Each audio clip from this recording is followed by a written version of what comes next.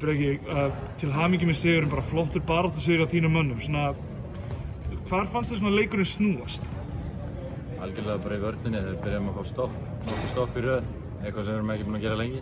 Fá nokkur stopp í röð og þegar við fengum nokkur stopp í röð þá bara fann maður að það byrjaði svona að smetla og við fengum, já.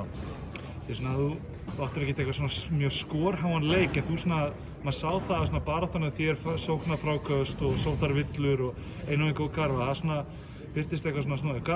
Finnst þér að liggja hörðum á þér að halda liðinu við efnið?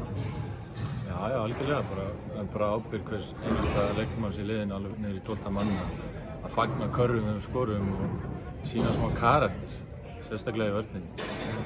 Fannst þér að liðið þitt voruð meira brosandi, mér fannst einhvern veginn eins og að létta aðeins yfir ykkur svona eftir því sem leið á leikinn, þið voru svona að spila meira saman. Já, algjörlega. Við erum bara búin að ákveða að við ætlum að hafa gaman inn í kvöld.